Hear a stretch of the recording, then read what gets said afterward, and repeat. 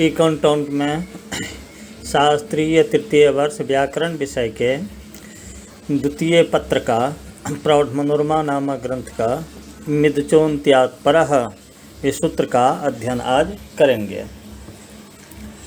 तो प्रिय छात्रों, मैं यशस्पति झा, राजकीय शास्त्रीय संस्कृत महाविद्यालय, व्याख्याता व्याकरण। तो प्रौढ़ मनोरमा में भट्टोजी दीक्षित ने कहा है मूल में ही, अचांग मध्य इति यत्तु प्राचोक्त मन्त्यादचः परः इति तन्न सेमुचादीनां। पाणिनीय सूत्र 7वां अध्याय पहला पद 59 नंबर का सूत्र। इत्यादा बन्त्यस्याचो असंभवात् तस्यैवान्तावयवः इति तेन त्रपूर्णी इत्यादो अंगस्य नान्तत्वेन दीर्घः सिद्धः परादित्वे तु स न सिद्ध्येत अभक्तत्वे तु ब्रह्मलिह इत्यत्र बहाभ्रेलिह। पाणिनीय सूत्र 3 अध्याय 2 पाद 32 नंबर का सूत्र। इति खसि अरूर्धुषद जन्तस्य मुम ये इति सूत्रेण मुमः अनुस्वारः न स्यात् अपदान्तत्वात् यत्तु अभक्तत्वे दीर्घो न स्यात् इति तत् तदादिग्रहणं स्यात्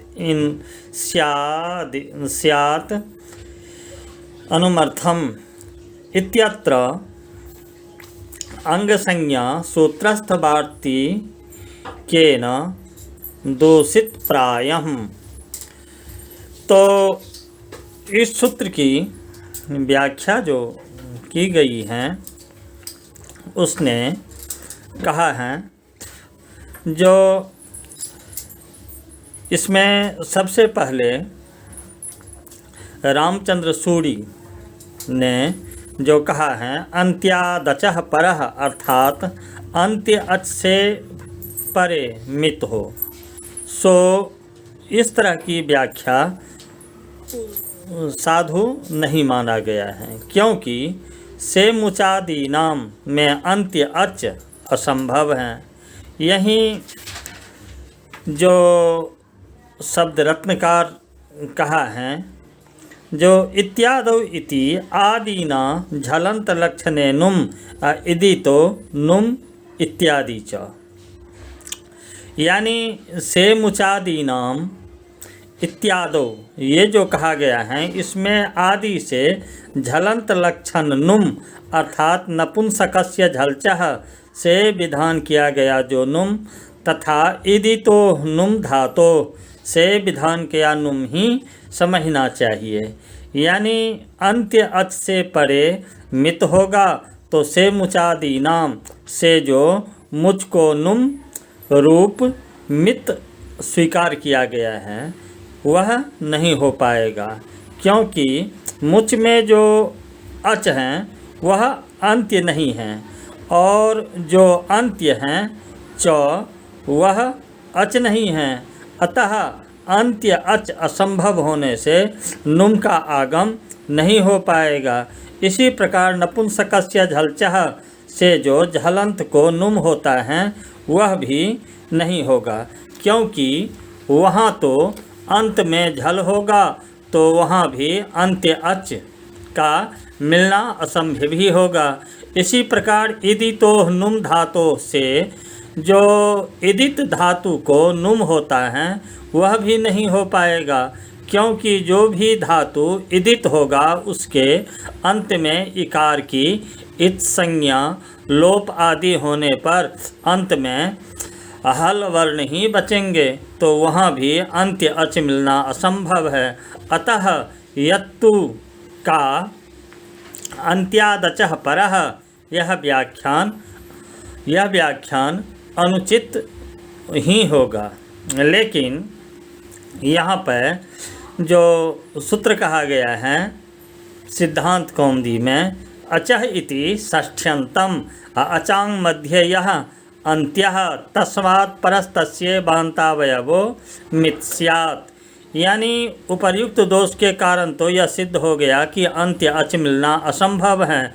तब जिस मृत्यु के कारण नुम का आगम अंत्य अच को प्राप्त हो रहा था वह मितकरण व्यर्थ ही है, अर्थात नुमागम आदि मित आगम मित होने के कारण ही तो अंत्य अच को प्राप्त हो रहे थे।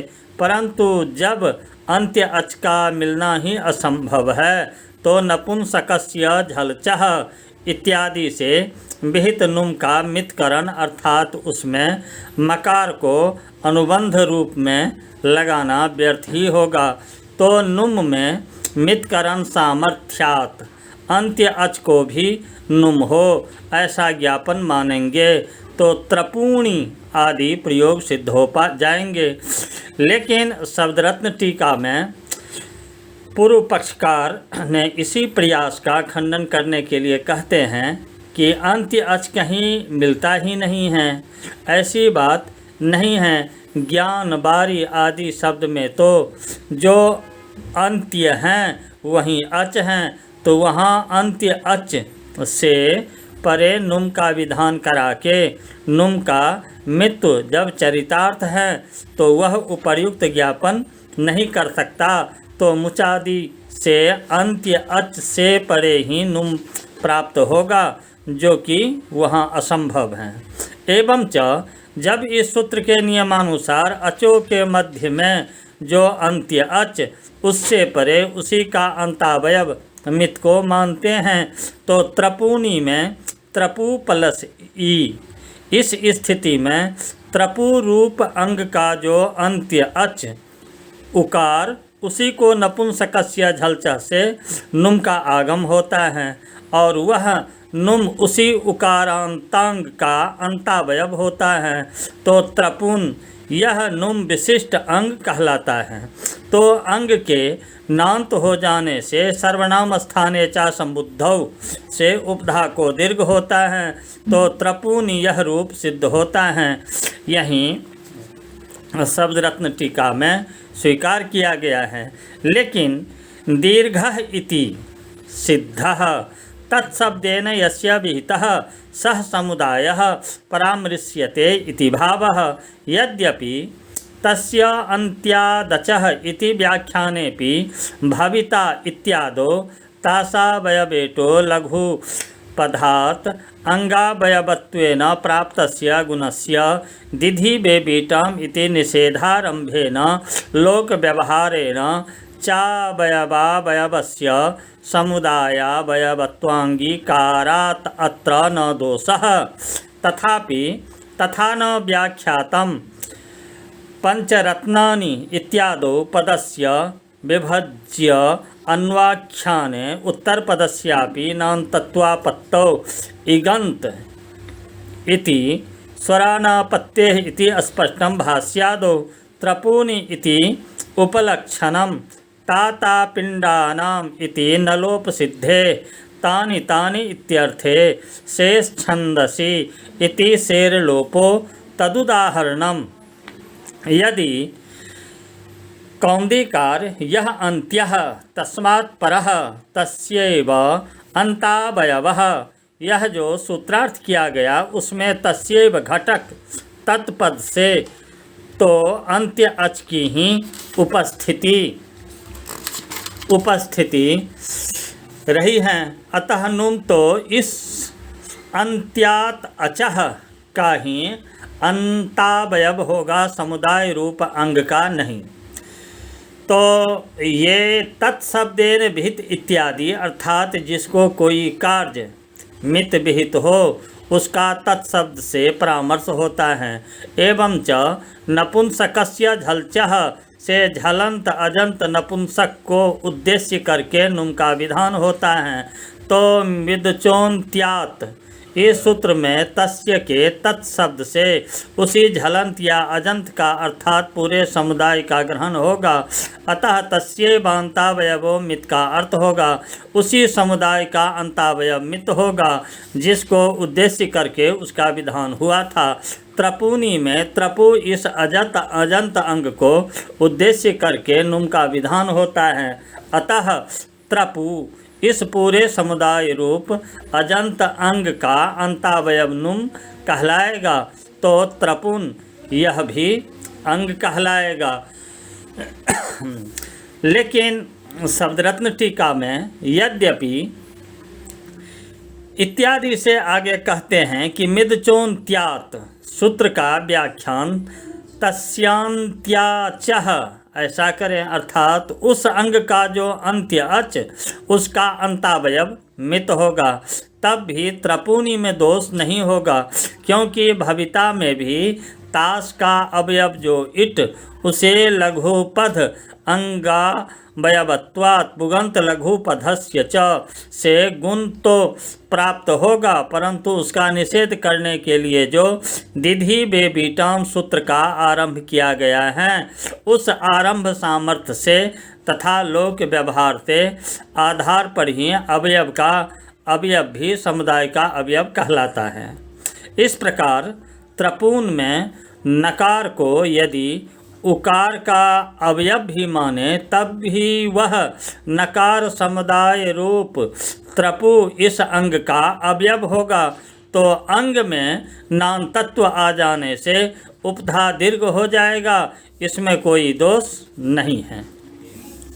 लेकिन तस्यांत्याचः ऐसी व्याख्या नहीं की गई, क्योंकि अवयवावयव को समुदायावयव मानकर नहीं तस्यांत्याचः ऐसी व्याख्या की जाती हैं। तो पंचारत्नीनि इत्यादि स्थल में पद को विभक्त करके अन्वाख्यान वाले पक्ष में उत्तर पद और रत्नी भी नांत कहलाने लगता, तो इगंत काल कपाल गालवसरावेशु द्विगौ इस सूत्र से पूर्व पद प्रकृति स्वर नहीं हो पाता, क्योंकि इगंतादि सूत्र दिगु समास में इगंत आदि के परे रहते संख्यावाचक पूर्व पद को प्रकृति स्वर का विधान करता है, परंतु जब नुम वाला नकार उत्तर पद और रत्नी का अंतावयव हो जाएगा तो उसमें इगन तत्व नहीं रह जाएगा, अपितु नान तत्व आ जाएगा। इसलिए तस्यांत्याचः ऐसी व्याख्या नहीं की गई।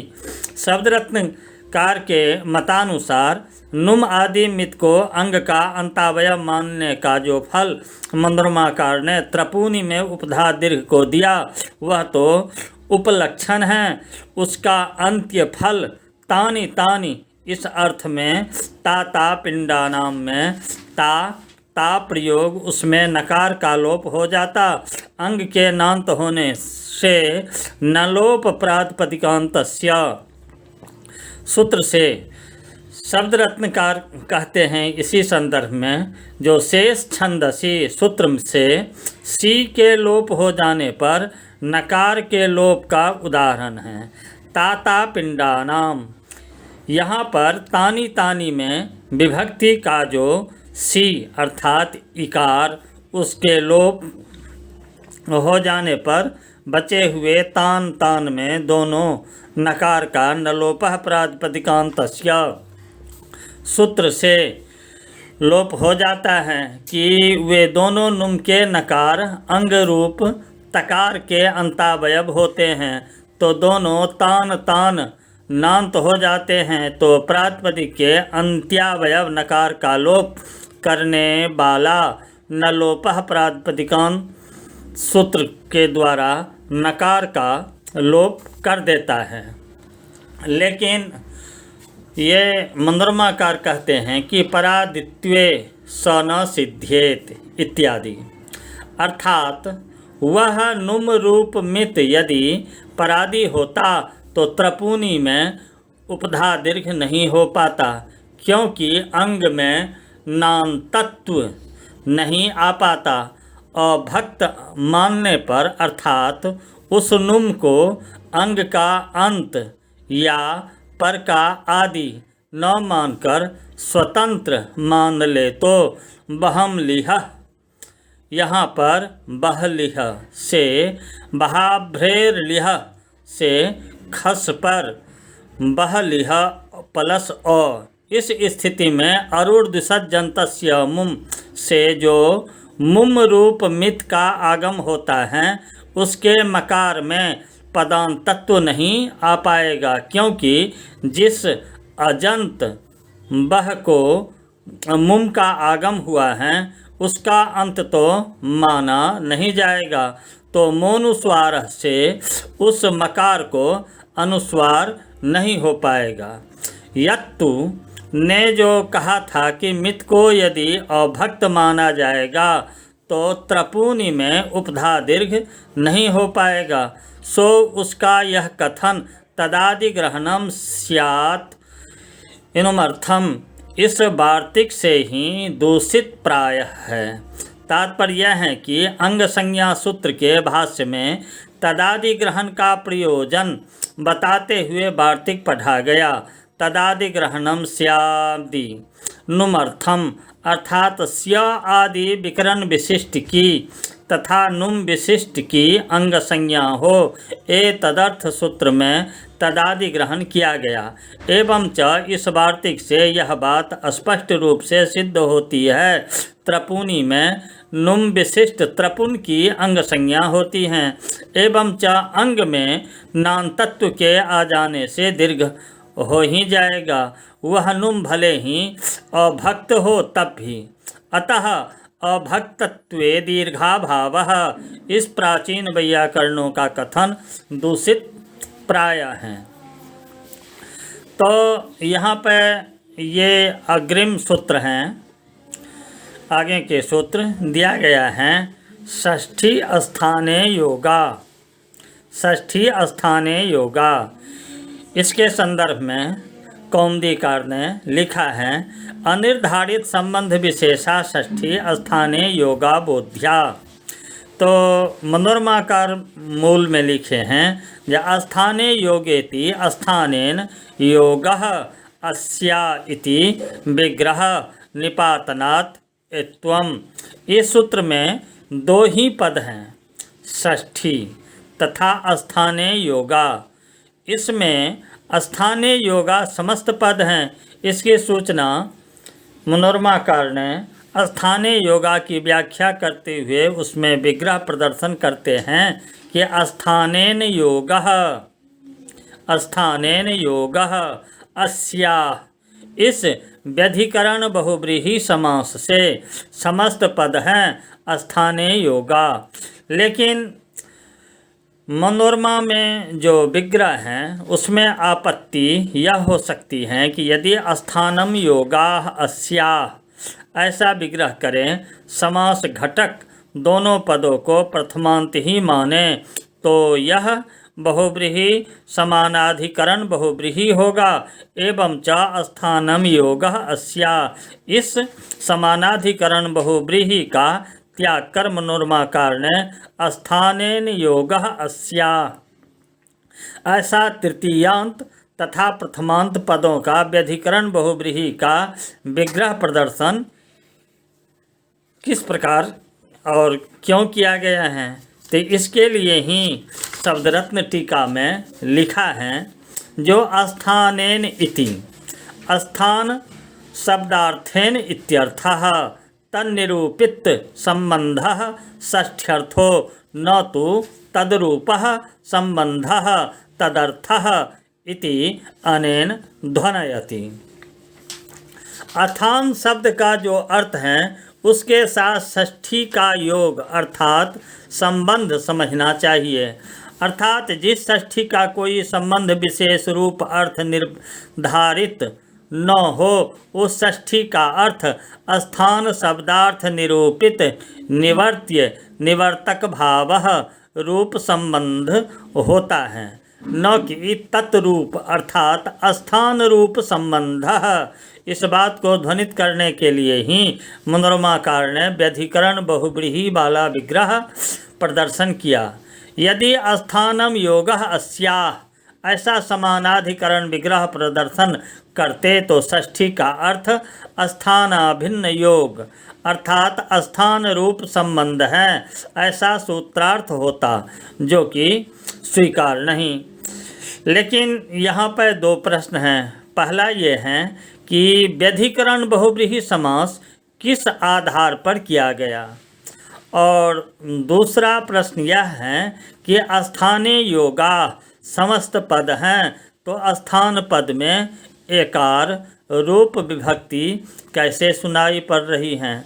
तो मनोरमाकार इन दोनों प्रश्नों का समाधान देते हैं निपातनात्, यानी तात्पर्य है कि भाष्यकार उपर्युक्त व्यधिकरण बहुव्रीहि में ही निपातनात् स्थाने योगा शब्द को साधु माना है, एवं च स्थान शब्द में इत्व भी निपातनात् ही हुआ है। अतः मनोरमाकार ने देहली दीपन न्याय से विग्रह तथा इत्व के मध्य में निपातनात् का प्रयोग किया है। लेकिन शब्द रत्नकार इसी बात को कहते हुए कहते हैं एत्वमिति व्यधिकरण बहुव्रीहिरप्यात् एवेति बोध्यम, अर्थात जैसे निपातनात् स्थाने में इत्व होता है वैसे व्यधिकरण बहुव्रीहि भी अतएव अर्थात निपातनात् ही हुआ है, यह समझना चाहिए। अब यहाँ पर जिज्ञासा स्वाभाविक रूप से होती है कि स्थान शब्द का अर्थ क्या है, अर्थात स्थान पदार्थ क्या है। तन्निरूपित संबंध षष्ठी का अर्थ होगा। तो यहाँ यह समझना चाहिए कि स्थान पदार्थ के निर्णय में वैयाकरण लोग बहुत शास्त्रार्थ परिष्कार करते हैं, अतः इसे गुरु परंपरा से ही सम्यक समझा जा सकता है। तथापि प्रथम सोपान रूप में यथासंभव हिंदी में बताने का प्रयास किया जा रहा है। तात्पर्य है कि स्थान शब्द का अर्थ यदि उत्पत्ति स्थान या स्थिति स्थान किया जाए तो इको यनोची में इक ई उ रील द्री रूप वर्ण है तो उनका स्थान आकाश होगा, एवं च वहाँ पर यन आदेश होना कोई विशेष बात नहीं। यन भी तो वर्ण ही है तो आकाश उनका स्थान तो सिद्ध है ही, उसका विधान करने के लिए इको यनचि सूत्र की कोई आवश्यकता नहीं। इस प्रकार सूत्र निष्ठा निष्प्रयोजन हो जाएंगे। एवं च स्थान शब्द का अर्थ यदि उच्चारणाधिकरण माने और अर्थ करें तो इगुच्चारण स्थाने यनुच्चारणम कर्तव्यम, तब अर्थ तो संगत हो जाएगा। परंतु एकमात्रिक इकार आदि के उच्चारणाधिकरण काल में अर्धमात्रिक यन का उच्चारण या द्विमात्रिक दीर्घ के स्थान पर यहाँ ह्रस्वत्व का विधान होता है। वहाँ पर जितने काल में द्विमात्रिक दीर्घ का उच्चारण होगा उतने ही काल में ह्रस्व या प्लुत उच्चारण असंभव है। अतः स्थान शब्द का अर्थ काल भी नहीं कर सकते। इस प्रकार स्थान शब्द का अर्थ न तो उच्चारण रूप स्थान आकाश देश कर सकते हैं और न ही काल। अतः यहाँ पर कुछ विद्वानों के मतानुसार प्रसक्ति रनुमिति रापत्तिर्वा, इस कथनानुसार प्रसक्ति अर्थात प्रसंग ही स्थान शब्द का अर्थ मानना चाहिए। इसलिए कौमुदीकार में कहा गया स्थानम च प्रसंगः, वह स्थान प्रसंग ज्ञान रूप है। इस प्रकार ज्ञान ही स्थान शब्द का अर्थ हुआ। उस ज्ञान रूप स्थान पदार्थ का अन्वय प्रकार इस प्रकार होगा। ज्ञान का विषयभूत होने के कारण विधेय विशेषण है और विधेय भूत वह ज्ञान का विशेषण साधुत्व में अन्वित होता है। ज्ञान से यहाँ सामान्य शास्त्र परक ज्ञान अर्थात सामान्य शास्त्र से होने वाला ज्ञान लेना चाहिए। तो इको यनचि यहाँ पर अच उपश्लिष्ट इक विशेष्यक साधुत्व प्रकारक सामान्य शास्त्रकरण के ज्ञाने यन साधु भवति, यह वाक्यार्थ बोध होता है। इस तरह यण विशेष्यक साधुत्व प्रकारक ज्ञान हो जाने पर पहले का जो अच उपश्लिष्ट इक विशेष्यक साधुत्व प्रकारक ज्ञान था उसमें भ्रमत्व माना जाता है। एवं च अच उपश्लिष्ट इक विशेष्यक साधुत्व प्रकारक ज्ञान में भ्रमत्व के निश्चय हो जाने पर अच उपश्लिष्ट एक घटित पद साधु प्रयोगतव्य इस अनुशासन का विषय नहीं होने के कारण उसका प्रयोग नहीं होता। यन चूँकि साधुत्व प्रकारक ज्ञान का विशेषतया विषय होता है, अतः तद घटिक प्रयोग होता है। अस्तु विशेष संस्कृति का कार से कार के गुरु परंपरा से ही समझा जा सकता है इस शब्द को, इसीलिए यहाँ पर यही निर्णय किया गया है। लेकिन इसी को कौमुदीकार ने कहा है यत्रानेक विधमांतर्जम तत्रा स्थानतः आंतर्यम बलीयः। तो मनोरमाकार इसी के प्रसंग में कहते हैं अनेक विधमिति स्थानार्थ गुण प्रमाण कृतम इत्यर्थः क्लीबः इति तेन चेता अस्तोता इत्यत्र प्रमाणतः आंतर्यवानकारो नेति भावः। लेकिन गुण प्रमाणेति प्रमाणस्य हरसत्वादेर्गुणत्वेपि ब्राह्मण वशिष्ठ न्यायेन पृथक उक्तिः गुणशब्देन उक्त तृतीयातिरिक्त धर्ममात्रं तेन आंतर्यम् एव एतरो आंतर्यम् इत्यादि स्थाने अंतरतम सूत्रस्थ भाष्येन च विरोधः अंतरतमाभावः एव गुणविधो ऋकाराकारयो सादृश्यम् इति तदर्थः। बाह्यानां विवारादीनां साक्षात् वर्णवृत्तित्वे औपचारिकं गुणत्वं भवति। तो कौमुदीकार ने कहा है कि जहाँ अनेक प्रकार के आंतर्य हो वहाँ स्थानकृत आंतर्य सबसे बलवान होता है। इस पर यह जिज्ञासा स्वाभाविक ही है कि आंतर्य अनेक प्रकार के हैं, तो कितने प्रकार के हैं। अतः मनोरमाकार ने स्पष्ट किया स्थानकृत, अर्थकृत, गुणकृत और प्रमाणकृत आंतर्य होते हैं। इस प्रकार आंतर्य 4 प्रकार के हैं। यहाँ शब्द रत्नकार के मतानुसार प्रमाण शब्द का अर्थ है ह्रस्व दीर्घ प्लुत आदि स्वभाव धर्म एवं च यद्यपि ह्रस्वत्व आदि धर्म भी गुण ही हैं, तथापि गुण से अलग प्रमाण का कथन ब्राह्मण वशिष्ठ न्याय से किया गया। उक्त न्याय का तात्पर्य है कि जैसे कोई कहे सर्वे ब्राह्मणा भोज्यन्ताम वशिष्ठोपि भोज्यताम, तो यहाँ वशिष्ठ भी जब ब्राह्मण ही हैं तो सर्वे वर्णा भोज्यन्ताम कहने से ब्राह्मणत्वेन वशिष्ठ का भी ग्रहण हो ही जाता है। नुमः अवशिष्ठोपि भोज्यताम,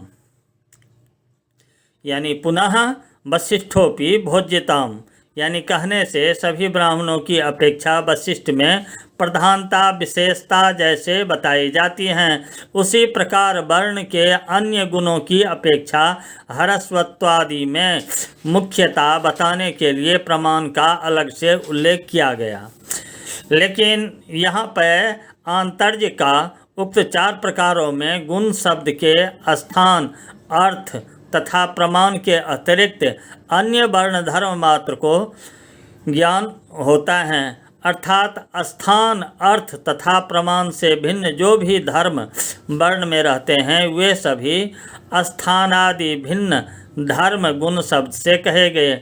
ऐसा मानने पर ही स्थानेन्तरतमः सूत्र के भाष्य में जो भाष्यकार ने कहा अनांतर्यम एव एतयोः आंतर्यम, इसका भी विरोध नहीं होता, क्योंकि भाष्यकार का अर्थ है ऋकार तथा आदेश रूप आकार में आंतरतम्य नहीं है, उनका उच्चारण स्थान भिन्न भिन्न है, तो उनका जो परस्पर आंतरतम्य नहीं है, उनका उच्चारण स्थान भिन्न भिन्न है, तो उनका जो परस्पर आंतरतम्याभाव है वहीं उन दोनों का सादृश्य अर्थात आंतर्य है। इस प्रकार ऋकार तथा अकार रूप वर्ण में रहने वाला अंतरतमाभाव रूप धर्म जो कि स्थान, अर्थ तथा प्रमाण से भिन्न है, गुण रूप आंतर्य के भीतर माना जाएगा, तभी भाष्यकार का आंतर्यम यह कथन संगत होगा। अतः स्थान अर्थ तथा प्रमाण रूप आंतर्य से भिन्न वर्णनिष्ठ धर्म मात्र का गुण रूप आंतर्य में अंतर्भाव समझना चाहिए। एक बात यहाँ और ध्यान देने योग्य है कि विवार संवार आदि बाह्य प्रयत्न साक्षात ब्रह्मनिष्ठ नहीं होते, अतः उन्हें गुण शब्द से नहीं कहा जाना चाहिए, परंतु कहा जाता है अतः ब्रह्म विवारादि में औपचारिक अर्थात लाक्षणिक गुणत्व मानना चाहिए। तो मनोरमाकार कहते हैं कि सभी आंतर्यों में स्थानतः आंतर्य बलवान होता है, अतः चेता में ची के इकार के स्थान पर गुण रूप में प्रमाणतः आंतर्यवान अकार न होकर स्थानतः आंतर्यवान एकार होता है। उसी प्रकार अस्तोता में भी अस्तु के उकार के स्थान पर प्रमाणतः आंतर्यवान अकार रूप गुण न होकर स्थानतः आंतर्यवान ओकार रूप गुण बलवान होने के कारण होता है। इस प्रकार उकार का प्रमाण आंतर्यवान अकार रूप गुण इसलिए है कि इकार तथा उकार में ह्रस्वत्व है और आदेश रूप अकार में भी ह्रस्वत्व है।